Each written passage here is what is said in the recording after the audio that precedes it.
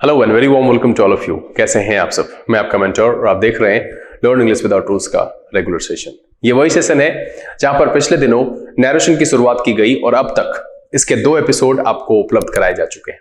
इन दोनों एपिसोड में हमने जो कुल जानकारी प्राप्त की वो थी कि नैरेशन क्या है, इसके कितने प्रकार हैं, डायरेक्ट और इनडायरेक्ट क्या है, हम डायरेक्ट किसे कहते हैं, इनडायरेक्ट किसे कहते हैं। साथ में हमने ये बात वहां पर समझने की कोशिश की कि कौन सी ऐसी जरूरत है कि टेंस और वॉइस के साथ इसके अलावा नैरेशन भी मुझे पढ़ना पड़ता है।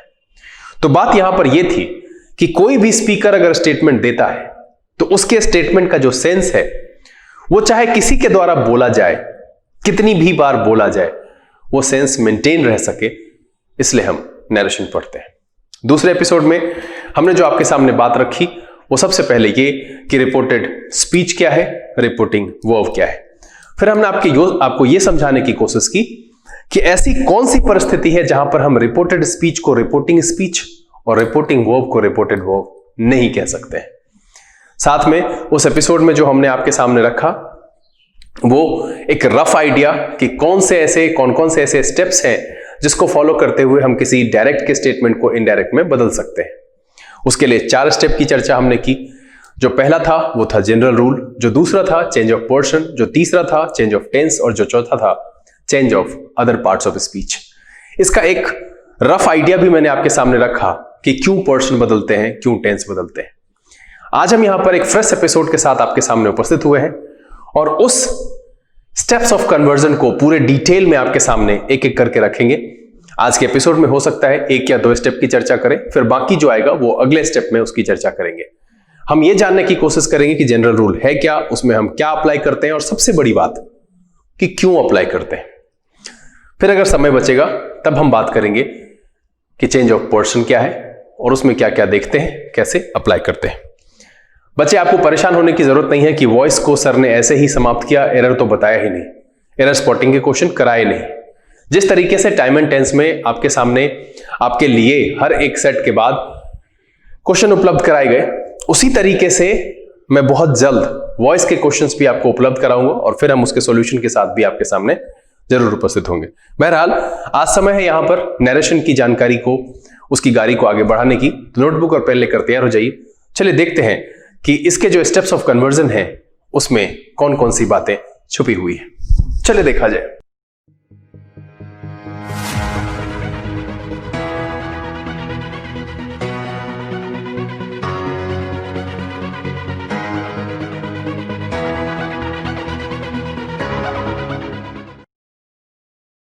आइए अब हम आज के सेशन की शुरुआत करते हैं और नैरेशन के स्टेप्स ऑफ कन्वर्जन को एक एक करके बारी बारी से पूरे विस्तार से पढ़ते हैं। ये समझते हैं कि आखिर कौन कौन सी ऐसी बात है जो हर एक स्टेप में डायरेक्ट को इनडायरेक्ट में बदलते समय ध्यान में रखना चाहिए। सेशन को शुरू करने से पहले जो लोग इस चैनल पर नए आए हैं, चैनल को सब्सक्राइब करना और बेल आइकन प्रेस करना नहीं भूलिएगा ताकि यहां से अपलोड की गई वीडियोस की नोटिफिकेशन आपको मिले और आपका कोई भी सेशन मिस ना हो। चलिए, नैरेशन।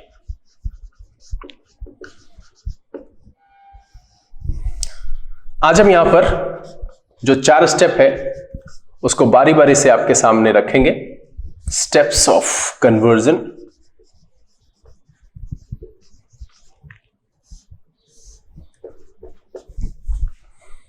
वो कौन कौन से स्टेप है जरा देख लीजिए। एक रफ आइडिया मैं आपके सामने रख दे रहा हूं, पिछले दिन मैंने बताया था।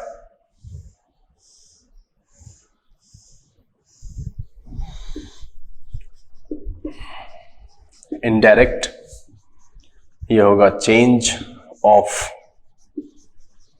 अदर पार्ट्स ऑफ स्पीच, यहां होगा change of tense, change of portion, यहां होगा जनरल रूल,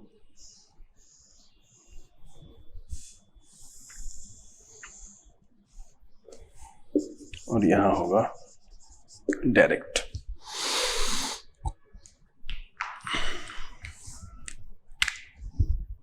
देखिए,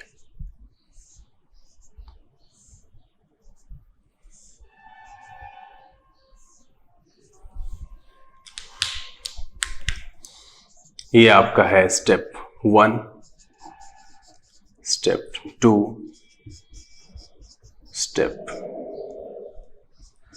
3 और ये है स्टेप 4। मैंने इसके लिए कहा था कि ये मैंडेटरी है ना, कि वो मैंडेटरी कहने का मतलब है कि स्टेप 1 हमेशा लगाया जाएगा। चलिए तो हम पहले स्टेप 1 ही पढ़ते हैं।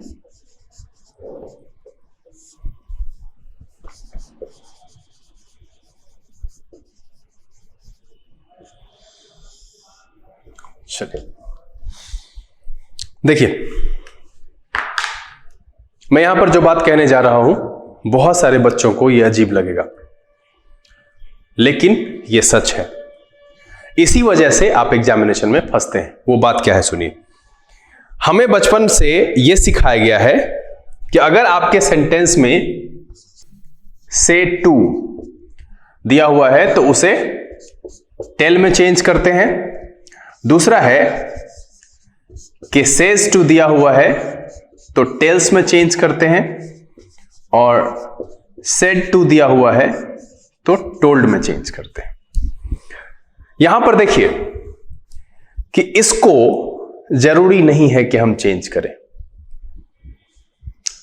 वाक्य का सेंस अलग होगा तो देखेंगे। रिक्वेस्ट की बात होगी तब हम उसको रिक्वेस्टेड में चेंज करेंगे। क्वेश्चन की बात होगी तब हम उसे आस्क्ड में चेंज करेंगे। लेकिन इस दोनों का मीनिंग एक ही जैसा होता है। और इसी जगह पर चूंकि बच्चे हमेशा से यह आदत बना चुके हैं अपना कि उनको से दिखेगा तो उसको टेल के फॉर्मेट में नहीं, से, सेज और सेड दिखेगा तो से दिखेगा तो उसको टेल वाले में चेंज करना है जैसा दिया हुआ है। ऐसा जरूरी नहीं है। साधारण सेंटेंस जो है आपका, जो नॉर्मल एक्सप्रेशंस वाले सेंटेंस है, उसमें आप इसे बदलो या ना बदलो उससे कोई फर्क नहीं पड़ता है ज्यादा। सबसे बड़ी बात जो अहम भूमिका है वो ये, remove inverted comma and add that before reported speech. मैं ब्रैकेट में लिख दे रहा हूं कन्वर्टेड। जो हम बाकी और स्टेप को लगा करके कन्वर्ट करेंगे, उसके बाद जो मेरा कन्वर्टेड रिपोर्टेड स्पीच होगा उसके पहले हम दैट का प्रयोग करेंगे।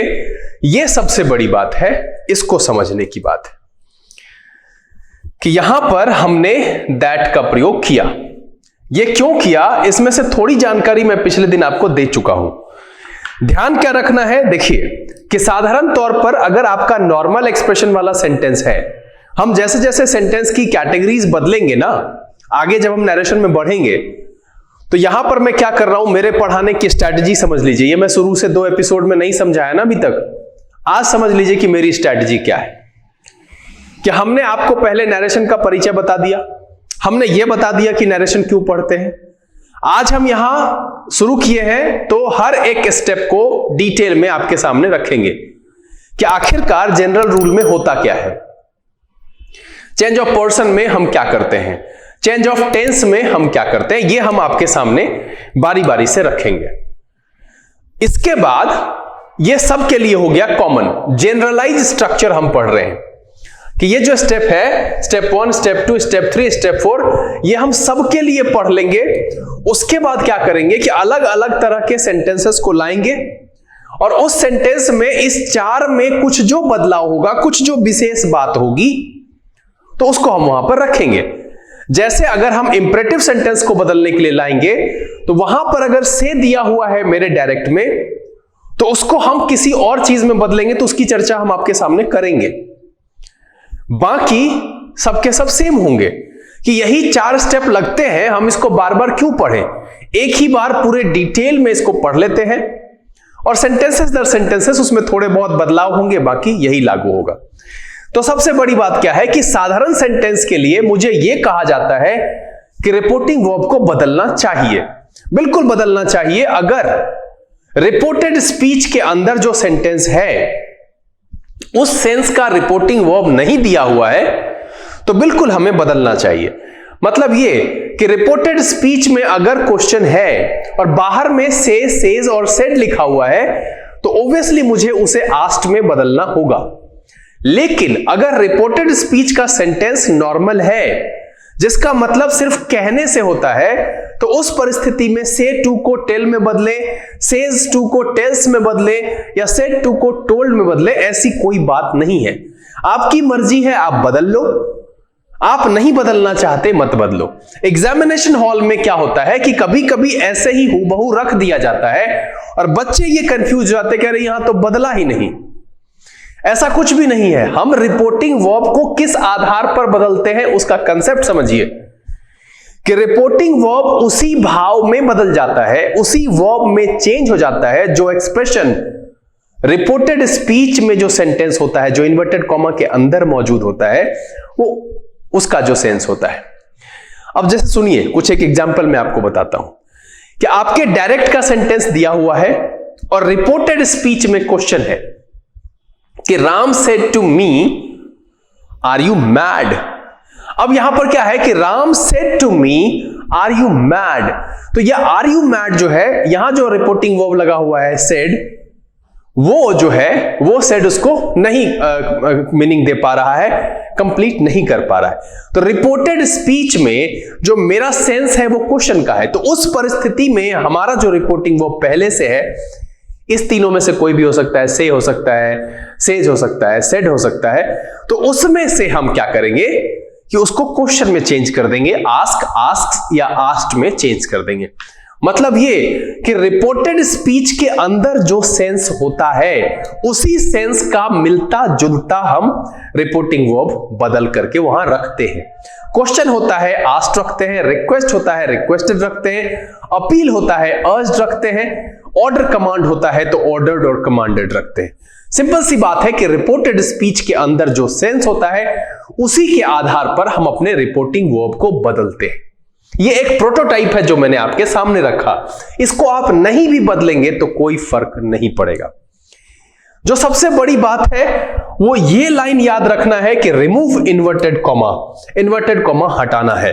क्यों हटाते हैं हम इन्वर्टेड कॉमा? क्योंकि मैंने पिछले दिन ही बताया था कि किसी के स्टेटमेंट को अब हम अपना स्टेटमेंट बना रहे हैं, तो जब हम अपना स्टेटमेंट बनाएंगे तो पूरा लाइन एक ही होना चाहिए, उसमें इन्वर्टेड कॉमा नहीं होगा, तभी होगा। इन्वर्टेड कॉमा में अगर कुछ कर दिए तो वो स्पेसिफाइड हो जाएगा, तो हम अपना स्टेटमेंट जो है वो बिना इन्वर्टेड कॉमा के लिखेंगे और उसके लिए मुझे एक कंजंक्शन की जरूरत पड़ेगी, एक कनेक्टर की जरूरत पड़ेगी, जो कि साधारण सेंटेंस में हम दैट का प्रयोग करते हैं।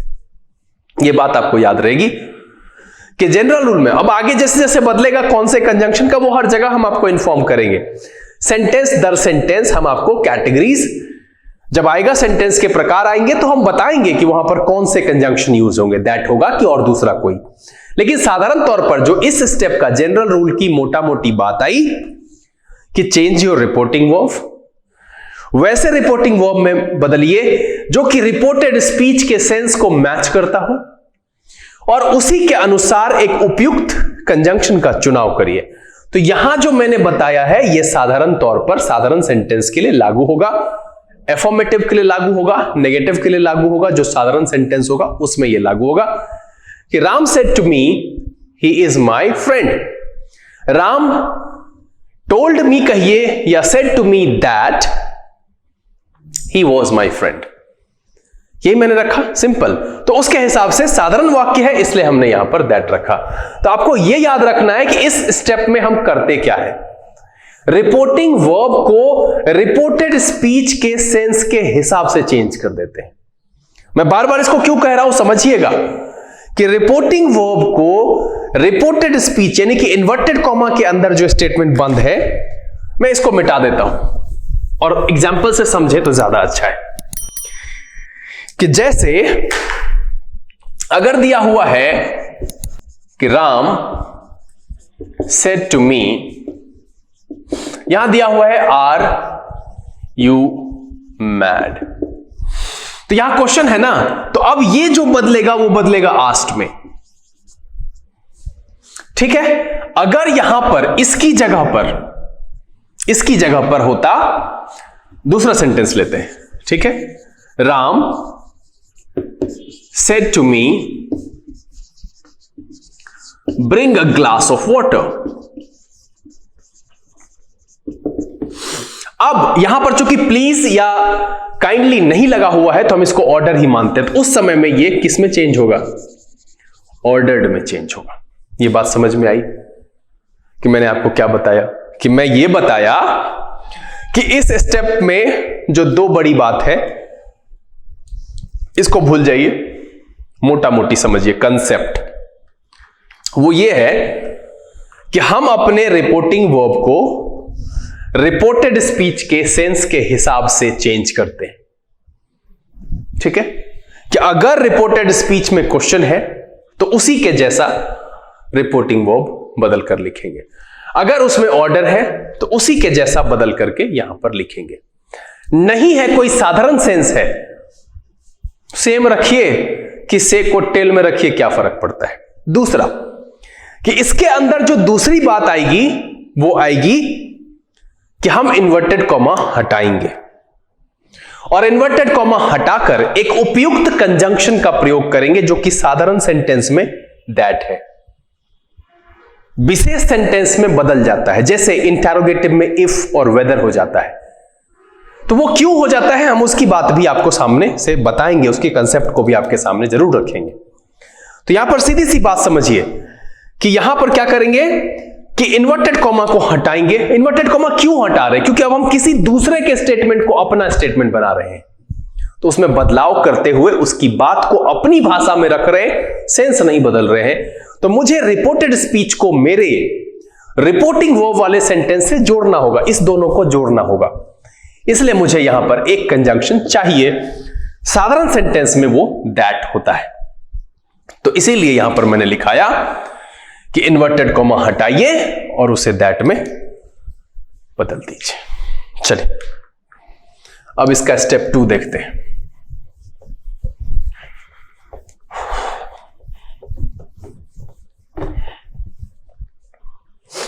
स्टेप 2, स्टेप 2 क्या है? Change of portion.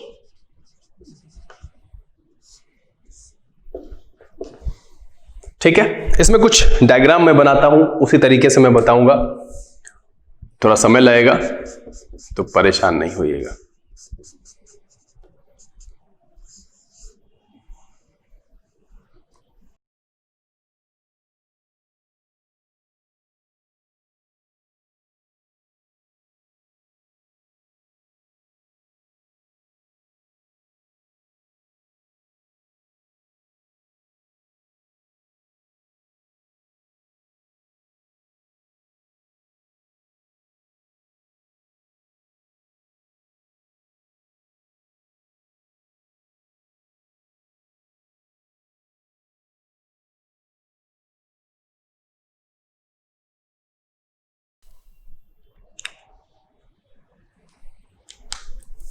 देखिए, जो सबसे बड़ी बात है यहां पर है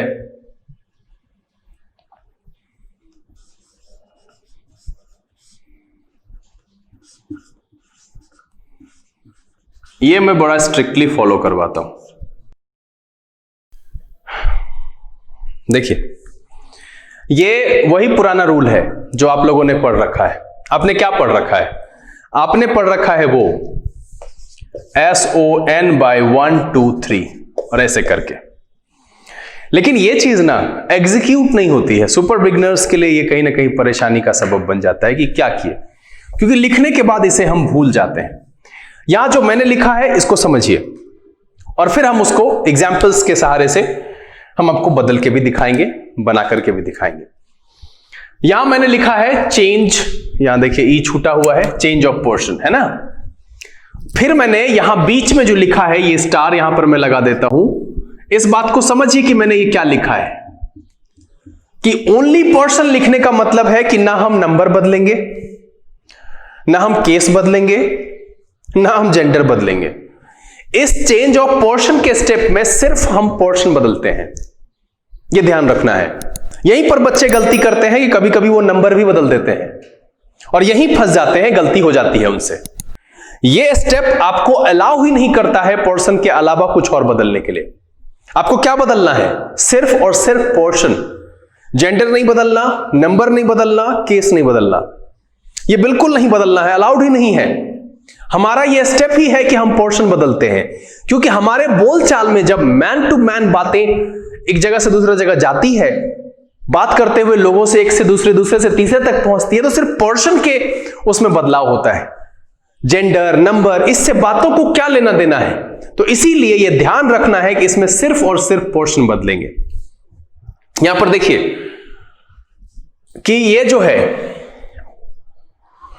1s 2o 3n, ये पेयर में लिखा हुआ है। मैंने क्या लिखा है? 1s, इसको आप ऐसे ब्लॉक करके समझ लीजिए, ठीक है, इसको ऐसे ब्लॉक करके समझ लीजिए कि ये 1s है, ये 2o है, और ये 3n है। अब यहां पर इसका मतलब समझिए क्या है कि 1, 2 और 3 जो है ये फर्स्ट पर्सन, सेकेंड पर्सन और थर्ड पर्सन है। ये कहां मार्क करना है? Inside inverted comma. मतलब यह है कि फर्स्ट पर्सन, सेकेंड पर्सन और थर्ड पर्सन हमको मार्क करना है रिपोर्टेड स्पीच में। किसमें? रिपोर्टेड स्पीच में, जो कि इन्वर्टेड कॉमा के अंदर होता है। यहां मैंने क्या लिखा? Mark inside inverted comma. Clear? फिर यहां पर S stands for subject, O stands for object. ये कहां मार्क करना है? Mark outside inverted comma. Clear? Mark outside inverted comma mark कर देना है। थर्ड पर्सन होगा, उसमें कोई बदलाव नहीं होगा, सीधा सीधा लिखा हुआ है। 3n का मतलब है third person, no change. First person किसके हिसाब से बदलेगा? According to subject. Second person किसके हिसाब से बदलेगा? According to object. एक एग्जाम्पल लेके देखते हैं, ठीक है। राम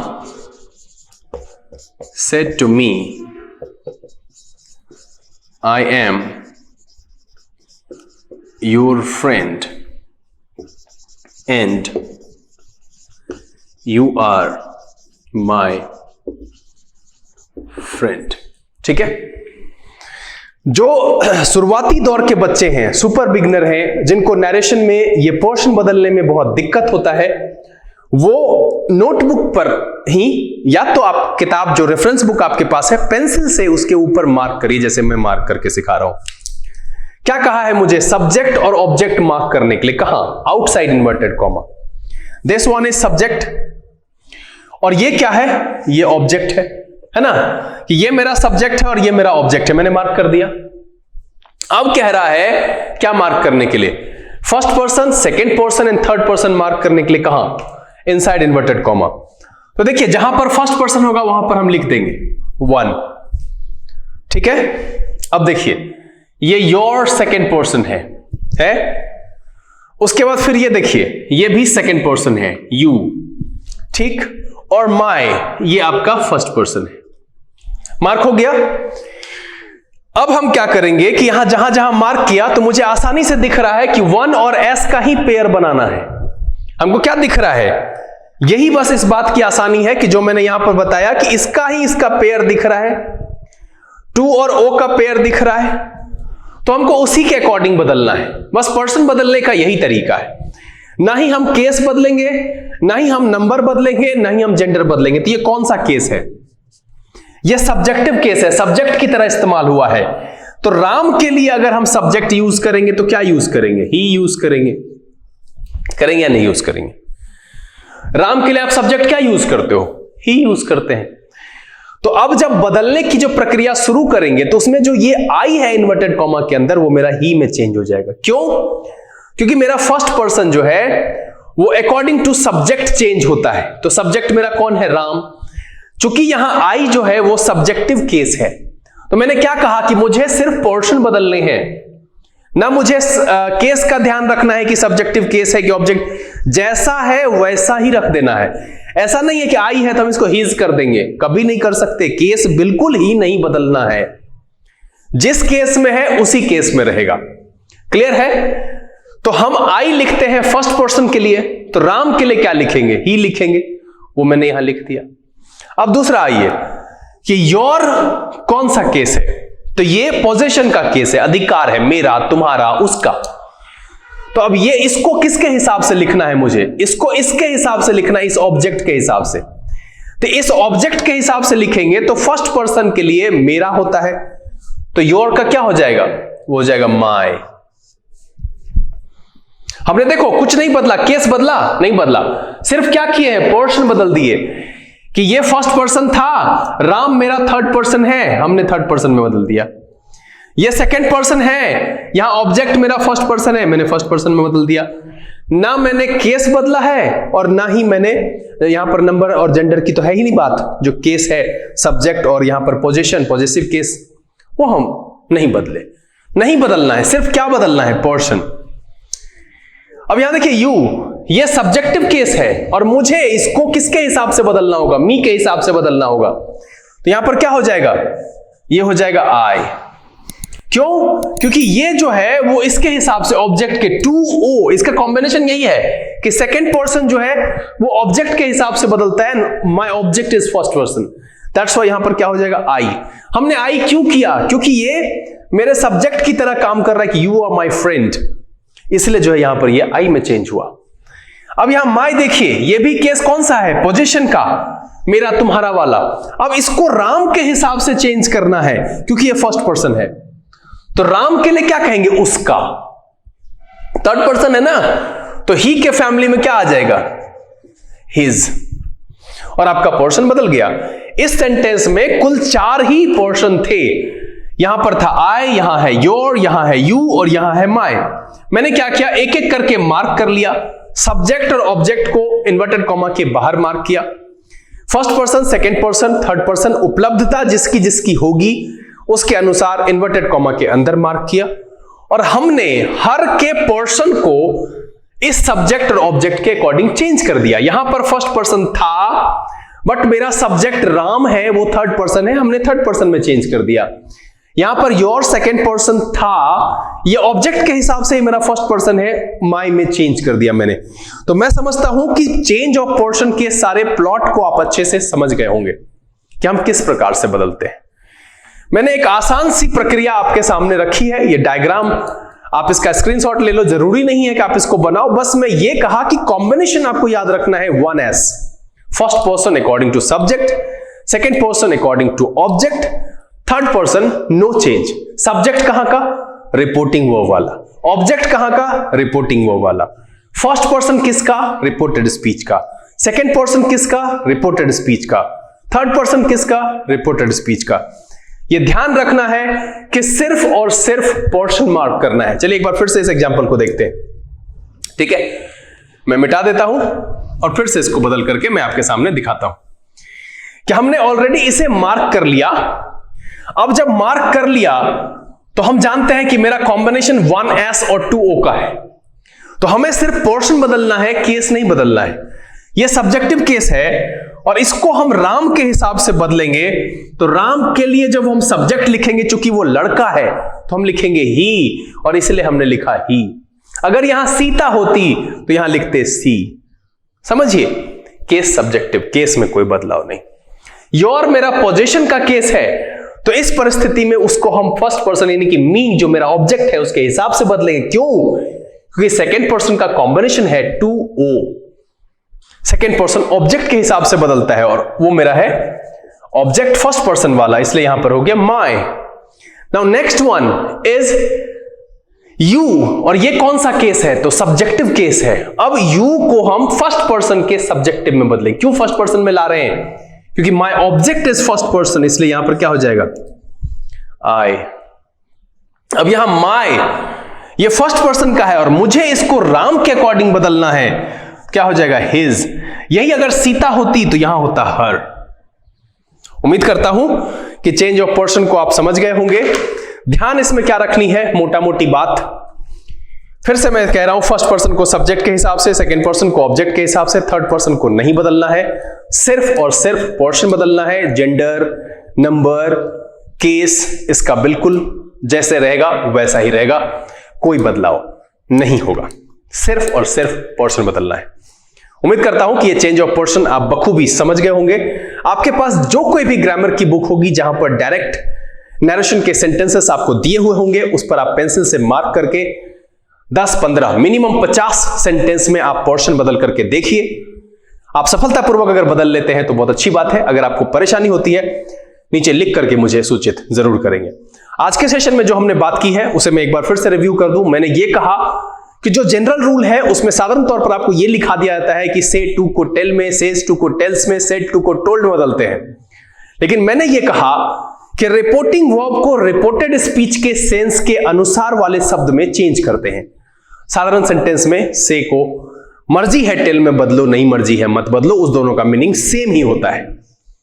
रही बात सबसे इंपॉर्टेंट कि इन्वर्टेड कॉमा हटाना है और एक उपयुक्त कंजंक्शन का प्रयोग करना है। साधारण सेंटेंस में, एफर्मेटिव नेगेटिव सेंटेंस में साधारण तौर पर हम दैट का प्रयोग करते हैं। अलग अलग सेंटेंसेस के लिए हम बताएंगे कि इन्वर्टेड कॉमा हटाने पर क्या प्रयोग करते हैं। फिर हमने दूसरी बात बताई चेंज ऑफ पर्सन, जिसमें मैंने कॉम्बिनेशन बताया कि first person according to subject, second person according to object and third person no change. ध्यान यह रखना है कि सिर्फ और सिर्फ पर्सन बदलना है, जेंडर, नंबर या केस इसमें कोई बदलाव नहीं होगा, वो जैसा रहेगा वैसा ही रहेगा। क्लियर है? उम्मीद करता हूं कि ये वीडियो आपके लिए मजेदार रहा होगा और ज्ञानवर्धक, साथ ही पिछली बहुत सारी उलझनों को खत्म करने में ये सफल हुआ होगा। अगर ये वीडियो आपको अच्छा लगा आप इसे लाइक कर दें। अगर आपने चैनल सब्सक्राइब नहीं किया है प्लीज सब्सक्राइब कर लीजिए और बेल आइकन जरूर प्रेस कीजिएगा ताकि ऐसे अपलोड की गई वीडियोस की नोटिफिकेशन आपको मिले और आपका कोई भी सेशन मिस ना हो। जो लोग यहाँ पर पहले से जुड़े हुए वो इसे ज्यादा से ज्यादा सोशल नेटवर्किंग साइट पर शेयर करें। पढ़ें, पढ़ाएं, खुश रहें, मस्त रहें। समय है यहां से विदा लेने का। आप अपनी समस्याओं को जरूर लिख करके मुझे सूचित करिए। हम उसके निदान के साथ और एक नए एपिसोड के साथ बहुत जल्द आपके सामने उपस्थित होंगे। तब तक के लिए लर्न इंग्लिश विदाउट रूल्स के सेशन से this is BK Singh signing off. Keep reading, keep practising. Thank you, God bless you.